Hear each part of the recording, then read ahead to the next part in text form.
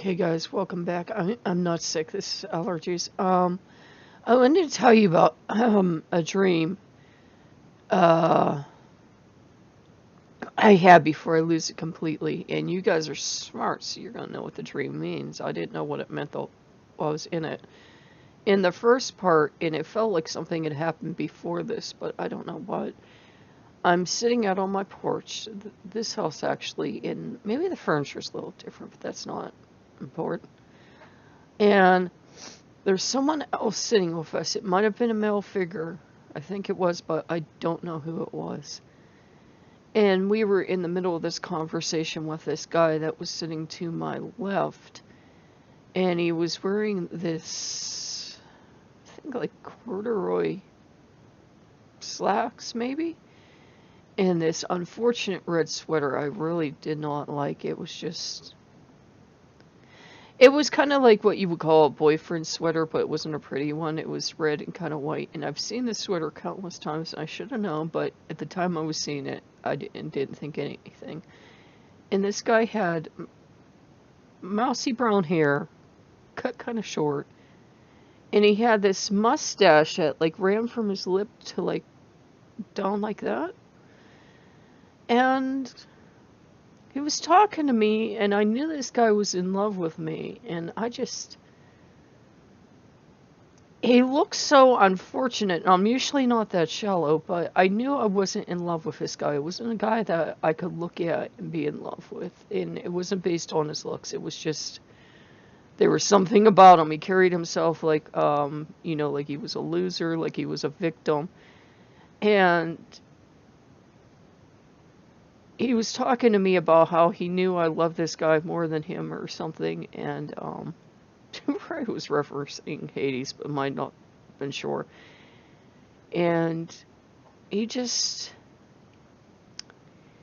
was giving off this vibe that he was, never going to amount to anything, blah, blah, blah, blah, blah.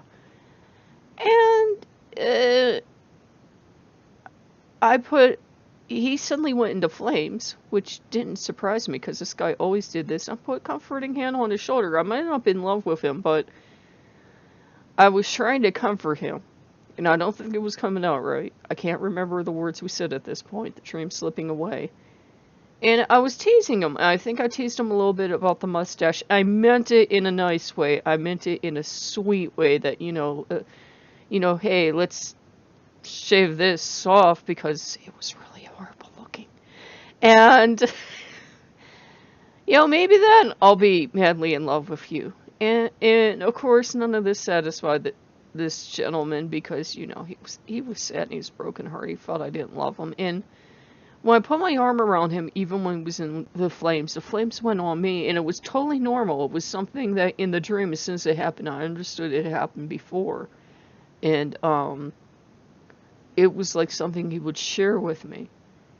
And I was touched, and I thought it was really sweet, and I thought, it's a shame this guy's so in love with me, and I can't love him back. And it's a shame. And he had, like, a little bit, like, right hair, and a couple other places he had white whiskers in his beard. And somehow that scene ended, and I was, like, in, like, a carnival-like area, but kind of, like, Old Westy. This is going to vaguely make sense someday. It was here and now, but somehow it was Old Westy. It was like all these times mixed together. And I had my VR helmet on to see, which made total sense in this role, and I was walking around with it to see. And in the distance, there's this announcement, like an announcer from the circus, announcing that this man has VR. And they said his name, and I wish I could remember his name, because that could be like a huge thing for us all this year. And it was not Loki. It was like a two-part name, like a normal dude's name. And he was going to use this VR to show off to people, to show them VR. And all of a sudden, I was worried for him because I did not think this was going to go well. I didn't think he knew the first thing about VR. He hadn't. I realized he went out and he got this headset to impress me. And I started running towards him. And as I'm running towards him, I don't know if it was part of an act or what, but there was like one girl, and this let me know, and the cold let me know, it was getting near Halloween. there was this one girl dressed as Harley Quinn, and it looked like she was going to attack him. And I think there was another guy dressed as Batman, and he was going to attack him. So he's standing in the middle, and these two people are going to attack him. They aren't impressed with the VR at all, because I don't know if he didn't know what he was doing, or they just thought it made him, you know, more kind of pathetic, because he was trying way, way, way too hard. And I was just going to run in there and start hitting people, because I'm like, look, I know this guy, you know, might not be Mr. Cool Dude and everything, but he doesn't deserve to be beat up for trying too hard. So as I'm running to save him, I guess he escaped because the scene transitioned again, and very briefly I'm out with a sheriff, like kind of a modern sheriff, and I think a lady, and we were out in the woods looking for him, like out in a woody, swampy area looking for him, and we couldn't find him.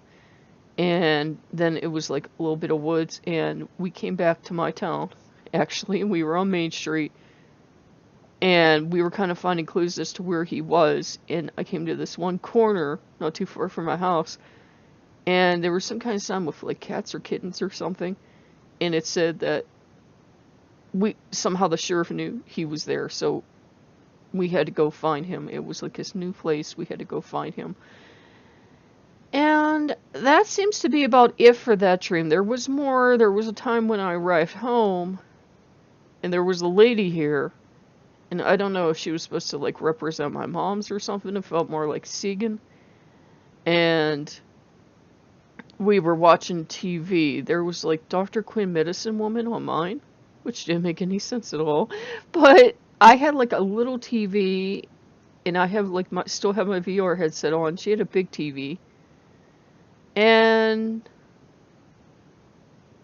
after that, kind of woke up. I kind of like got the message, and I'm talking to Loki because I'm like, oh my god, he has to be so lonely. And he's like, well, you're not paying attention to me, and I'm not your patron, and everybody else is more pretty than me, and and I looked unfortunate on purpose, and I'm like, oh my god, he's lonely, because I thought I was only doing what I was told, letting these other gods come in and, pay attention to them and make sure they're settled in and everything.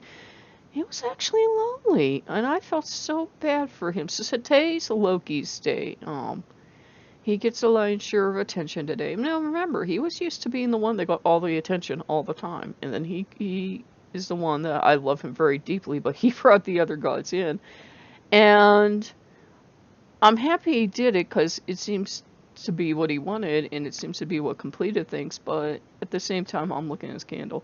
At the same time, he's really sad now, and that's not what I wanted. So we're gonna have a day together. I haven't even made coffee or anything yet, but I'm gonna get to coffee, and we'll just chill out today and just do that. So hopefully you guys liked what you saw. I had to kind of put that up, one for you guys to see, and maybe you'll get interpretations of it for you. And another thing for 2 days from now, I won't remember it. I straight up not remember anything. Okay, so if you guys like what you see, like, comment, subscribe, and I'll see you later. Bye bye.